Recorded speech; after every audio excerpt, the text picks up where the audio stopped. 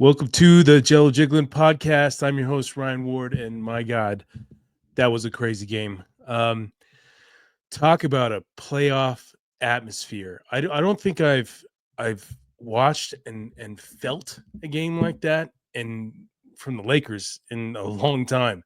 I can't remember the last time, put it that way. It looked like the Lakers were trending towards losing this one and losing it pretty bad. Um, the Knicks seemed to have their number. The Lakers were playing sloppy.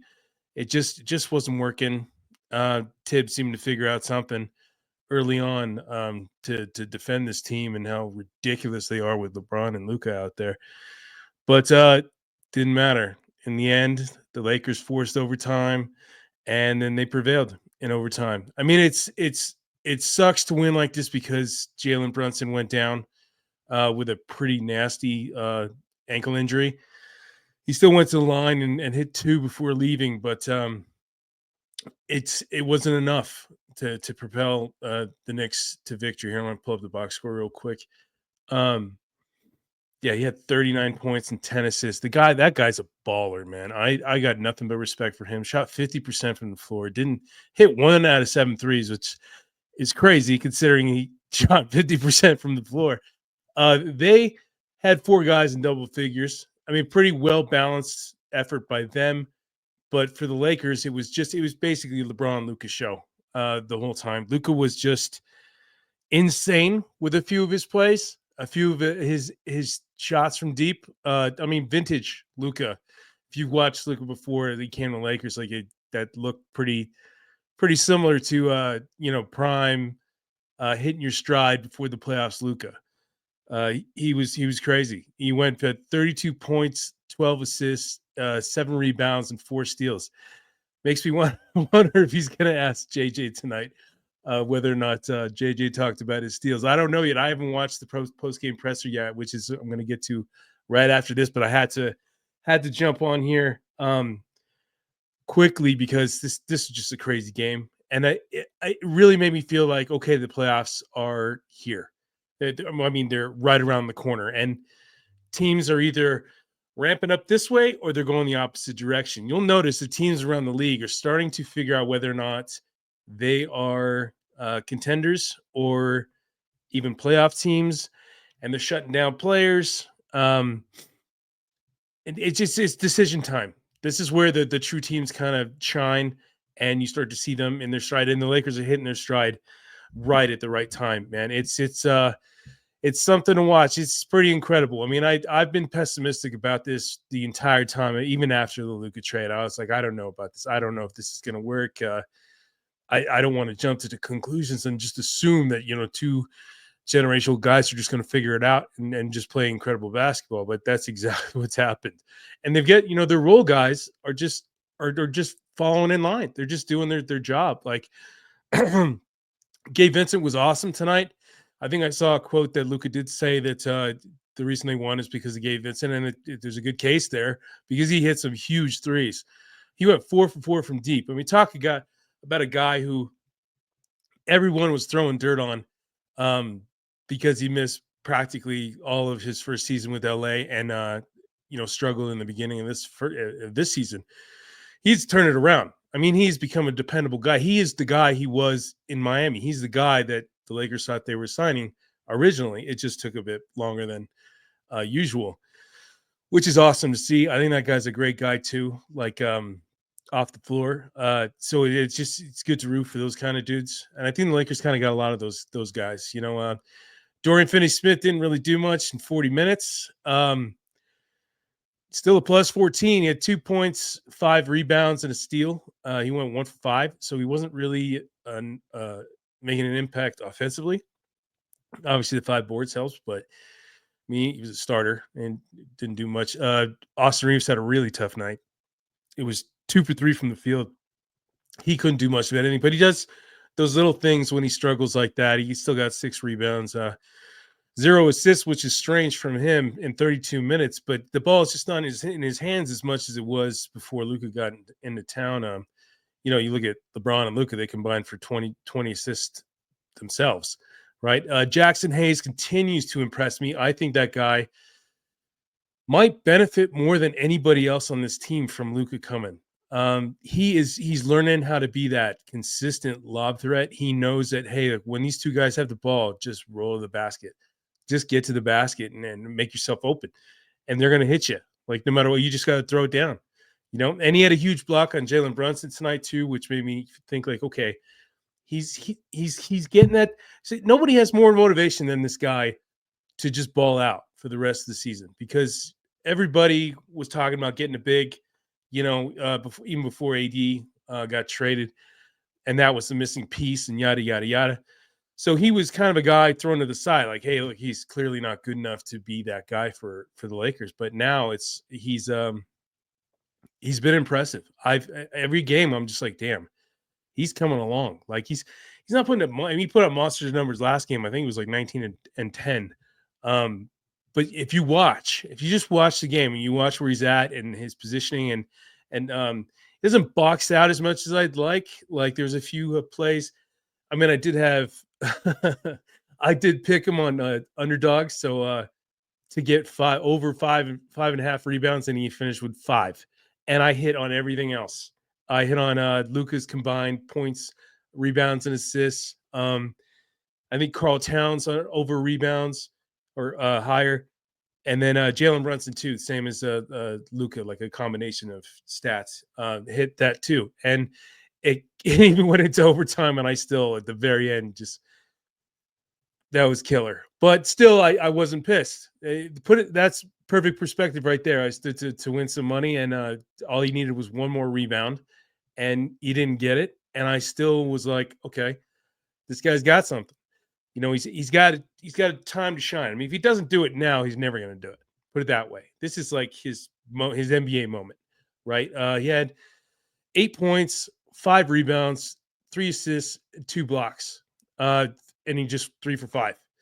He just did his thing, and then he hit 2 big free throws down the stretch, which was, I mean, obviously huge. But everybody else, Dalton Connect continues to put up double digits, even with Reeves back. He had 11 points. 11 points on 4 of 8 shooting, 3 for 7 from deep. He had 4 boards too, which I think is a sneaky stat that he's good at. He can rebound the basketball with his size and athleticism. So, I mean, amazing. This was the Lakers' 40th win of the season. So what is it? 61. So we got 21 left. So it's really coming down the wire here, and it's not going to be easy moving forward. This next game is basically going to be, I don't want to say the equivalent of the NBA Finals, so that's just kind of crazy, but it's going to have that same kind of hype. You're going to hear about this on ESPN and every other outlet for the next, like, ad nauseum, all Friday and going into Saturday. They play the Celtics in Boston, and Celtics are rolling. I mean, they're rolling. They've had a few injuries. I think Drew Holiday's been dealing with a finger issue. Porzingis has been in and out of the lineup, but they are still winning. Like, I think they're Peyton Pritchard and Derek White did something like historic the other day, combining for X amount of points. I think they combined for, I don't want to get the stat wrong completely, but I know they have done better. They did better that game than Tatum and Brown has ever done in terms of combined points, which is insane. So that tells you where they're at team-wise. They're going to be ready, and they're going to be listening to all this stuff, right? And Lakers have no lack of motivation moving forward, right? No lack of motivation. The Luka's definitely got motivation, and he is he's showing out right now. Like he doesn't look like he's struggling physically, like nothing. I don't see any drawback. I mean, he was active defensively today too, which was impressive. The 4 steals. It's the same that he had against the Nuggets. I mean, that's pretty telling too. Like, he gets up for these big games against teams that are legit playoff contenders. I wouldn't call the Knicks a title contender right now, but I mean, they're kind of in that same category as the Lakers, right? They're just behind the big dogs, and they're hovering right there. 2, 3, 4, 4. In that kind of zone. They're not OKC, they're not Cleveland, they're not Boston, but they're formidable. right? Because they play defense and they've got really good players. I don't know what's going to happen now because Jalen Brunson looks like he could be done for a while. It looked like a nasty sprain, like one of those you don't bounce back from quickly. So I don't know, but they got a good enough record to get in the playoffs. At least they're 40-22 now. So yeah, man, this is this is some exciting time. This is 8 straight wins. 8 straight wins. That's crazy. I don't remember the last time that happened. I got to look that up. I just had to jump on here before I could do any of that stuff, and I just got the box score I'm looking at. But this is crazy. This is kind of this. They're riding this, and everybody's catching on. I mean, my phone's been blowing up with buddies that have just been like back on. They're just like, oh my god, this Luke is insane. I didn't realize he was this good. It's like one of those things where if you don't watch the whole NBA, right? And I can't claim to watch everything, but I'm in the loop every day, right? I'm doing this for RotoWire. I'm doing this for Lakers Nation. I have to monitor things here and there, and I see all these. I get the alerts and the updates and all that stuff all day long, every day. So I see these guys. They're the ones that the Brunsons, the Lukas, the Tatums, and stuff. It's I've known that Luka's is this good, and I think he hasn't even hit his ceiling yet. I think he could get even better. I think that probably has something to do with who's around him at the moment. It's these are good players, but there's a chance to get great players around him. I think even today, I saw some rumor. I mean, it's a rumor, so take it for that. But that they might target KD. I don't know how that's possible, but it sounds like KD's done in Phoenix after this season. I mean, though, that famous rumor that the Warriors are going hard after him last month before the deadline, and that didn't happen because he didn't want to go back there for whatever reason. Maybe he just didn't want to relive all that crap that he got for going the first time. I don't know. They seem to be doing pretty well with Jimmy Butler, so I don't think that they're tripping about it. But yeah, so that could be, that's a whole nother thing. That's way down the line. That's the summer. Who knows where that's going to go? But as of right now, this team is just looking like a well-oiled machine, both offensively and defensively. And my biggest question mark for them was defense, and they're active.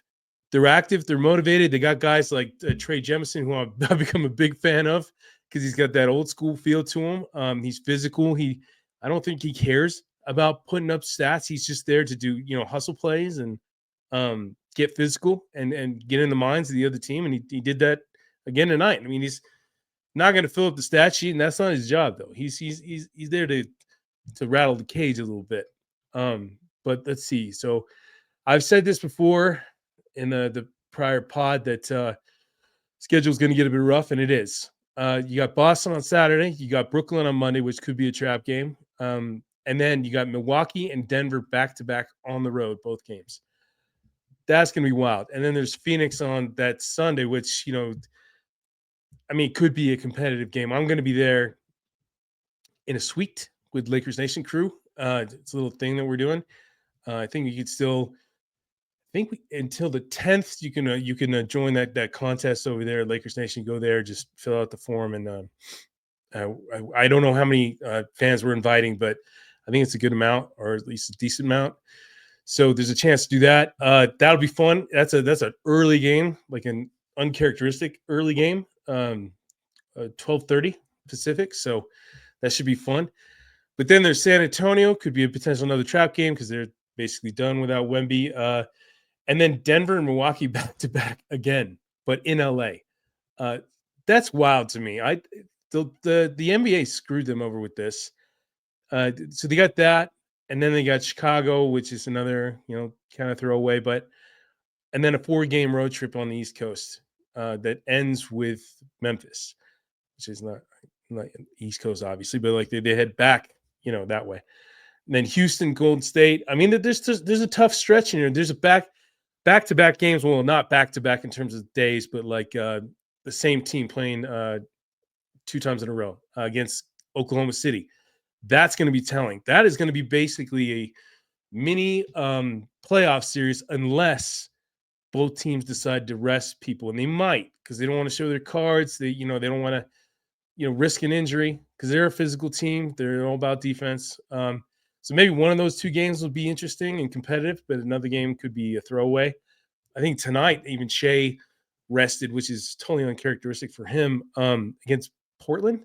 It's either tonight or it's going to be Friday that's going to happen. But he was already ruled out, so they're already in that mode. Like they're picking and choosing when they're playing their guys. So, and that's not until April 6th that starts. But there's tough games here, man. They play Portland's the last game of the season, but before that they play Houston, which would be another interesting one.